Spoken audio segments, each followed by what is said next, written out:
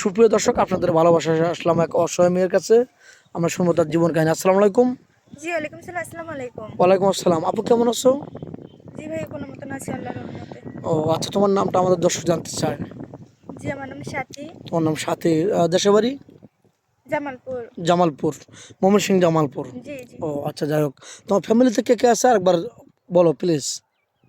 বাবা আছে, সৎ মা আছে, আর ভাই আছে দুইটা। দুটো ভাই আছে, আর তুমি বোন বড়।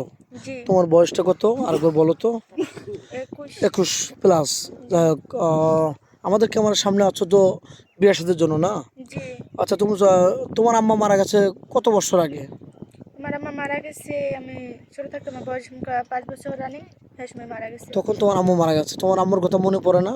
জি অনেক মনে পড়ে।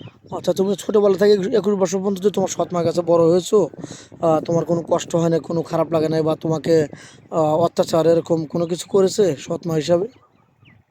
আপন মা নাই, সৎ মা, জ্বালা যন্ত্রণ তো হইবই একটু, তাই না? তারপরে কোথায় যাবে? নিজের সংসার যাওয়া তো ছেড়ে দেওয়ার কোনো কোথাও জায়গা জায়গা নাই, নাই। যাইবো কই? যতই কষ্ট হোক তারপরে তোমার সংসারে থাকতে হবে নাকি? মেয়ে জি। মানুষ যেহেতু, ছেলে হলে রাগ করে অন্য জায়গায় কর্মস্থল বেছে নিতা, নাকি রং বললাম? যে না। ও আচ্ছা, যাক, তাহলে তোমাদের সংসার খুব কষ্ট করে বড় হয়েছে, এই তো? জি। তোমার আব্বু তো কি রিক্সা চালাতো না আগের রিক্সা ভিডিওতে বলছো? চালাইতো, এখন? এখন কিছু করতে পারে না, অ্যাক্সিডেন্ট করে আর কি পা নষ্ট হয়ে গেছে। ও মানে তোমার আব্বু অ্যাক্সিডেন্ট করে পায়ে একটু সমস্যা হয়েছে, জি সে আর রিক্সা চালাতে পারতেছে না, বাসায় বসে আছে। জি। তার চিকিৎসা কিভাবে হচ্ছে? আর কি গ্রামে মানুষ সাহায্য তুলে আর কি চিকিৎসা করছিল, এখন আপাতত ঘরে বসে আছে, চালাতে পারে না দেখে মা চালাইতেছে। ও তাহলে তো অনেক কষ্টে আছো নাকি? জি। এখন কি দর্শক বন্ধুদের কাছে কি সহযোগিতা চাও, না তুমি বিয়ে বসতে চাও? বিয়ার জন্য হয়েছি, যে আমার বান্ধবীর কাছে শুনছিলাম এই জায়গা থেকে আর কি বিয়ার আচ্ছা। হয়েছিল আমার বান্ধবীর, ভালো এখন সংসার করে খাইতেছে, তার সুখে সংসার হয়েছে। ও আমিও আচ্ছা। চাই এরকম আর কি, তার আচ্ছা, জন্য আসা হয়েছে। আমাদের এখানে আসছো মূলত বিয়ে সাথের জন্য, জি যে অন্তত বাবার বোঝাটা হালকা করতে। জি। নানান ধরনের কথাবার্তা বলে গ্রামের লোকে। ও আচ্ছা, যাই হোক, এখানে তো বিয়ের সাথে করবে অনেক প্রবাসী ভাই আছে, তাদের ওয়াইফ চলে গেছে, একটা বাচ্চা আছে, বেবি আছে, তাদেরকে দেখভাল করতে হবে, ওরকম ম্যান আছে। তুমি কি বিবাহিত ছেলের সাথে বিয়ে বসবে? যে কোনো সমস্যা নেই। প্রবলেম নেই না? জি না। যাই হোক, তোমার কোনো প্রবাসী ভাই যদি তোমাকে বিয়ে করে বাংলাদেশে রেখে যান, তার বাবা আছে, মা আছে, তাদেরকে একটু তুমি কষ্ট দেবে কিনা, বা তাদেরকে খেতে দেবে না, এরকম কোনো বাজে রিয়েক্ট করবে কিনা? যে না, এরকম বাজে কোনো আচরণ কিছু করবে? হবে না, আশা করেন। খারাপ আচরণ করবে না, জি সত্যি বলছো তো? জি তাদের সাথে তো ভালো আচরণ করবে, বাপ মার মতো। জি। আচ্ছা, কোনো প্রবাসী ভাই যদি তোমাকে বিয়ে করে বাইরে নিয়ে যেতে চান, তোমার ফ্যামিলি থেকে কেউ বাধা দেবে নাকি সমস্যা হবে না? আমার বাবা ছাড়া তো আর ওরকম কেউ ভালোবাসে না। ও আচ্ছা, যেতে কি প্রবলেম হবে নাকি? তোমাকে তোমার স্বামী যদি বাইরে নিয়ে যেতে চায়, তোমাকে যেতে দিবে?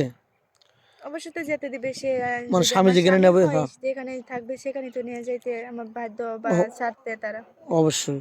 আচ্ছা, তোমার ভালো একটা ফ্যামিলিতে বিয়ে হলো, তা তোমার স্বামীর দাঁড়িয়ে আছে, সে 5 ওয়াক্ত নামাজ পড়ে, তোমাকে যদি বলে যে হিজাব ছাড়া তোমাকে চলা যাবে না, বোরকা ছাড়া চলা যাবে না, এটা কি বোরিং ফিল করবে, নাকি তুমি এটা ভালো মনে করবে, ধন্য ভালো মনে করবে? মনে করবো। আচ্ছা, তোমার স্বামী যেভাবে বলবে ওইভাবে চলবে তো? জি সত্যি বলছো? জি। আচ্ছা, তোমার বাংলাদেশের 64 জেলা, তোমার কোন জেলাটা ভালো লাগে? আমি তো ওগুলা চিনি ও না, মানে আমি কোথাও দেশে ঘরও নাই থাকি, তোমার দেশ কখনো ছাড়া? যাইনি কে দেশ ছাড়া। ও আচ্ছা, তোমার স্বামীর সাথে কোথায় ঘুরতে যাবে ভালো করে বিয়ে হলে? কক্সবাজার বা অনেক কক্সবাজার অনেক কথা শুনছি, জানি না আমার ভাগ্যে আছে কিনা ঘোরার মতো। ও আচ্ছা আচ্ছা, যাক, ঘোরার স্বপ্ন আছে, যদি ভালো স্বামী হয়, এরকম অ্যাপালিটি থাকে, তাহলে তুমি ঘুরতে যাবে, এই তো? জি। যাক, তোমার ফোন নাম্বারটা দিয়ে দাও, অনেক কথা বলে ফেললাম, 5 মিনিটের মধ্যে কারো জীবন গল্প শেষ করা যায় না। তোমার ফোন নাম্বারটা দিয়ে আমার দাও। তো ফোন চালাই না, যেহেতু গরিব মানুষের, তো বলছি আমার বাবা মা ওরকম কোনো সামর্থ্য ছিল না, বা এরা ও ফোন কোনো ইউজ করে না, বুঝতে পারছি, ফোন নেই। ফোন নেই। মেয়েটা কোনো ফোন নেই, আমাদের নাম্বার দেওয়া থাকবে, মানে ইউটিউব চ্যানেল কর্তৃপক্ষের নাম্বার দেওয়া থাকবে, কেউ ভিডিও কল দেবেন না, ভিডিও কল দিলে ব্লক করতে বাধ্য হবো। ভালো থাকবেন, সুস্থ থাকবেন, এই বলে শেষ করে দিলাম, আল্লাহ হাফিজ। আর ইমো হোয়াটসঅ্যাপ দেওয়া আছে, কেউ অযথা ভিডিও কল দিবেন না, অডিও কল দিবেন।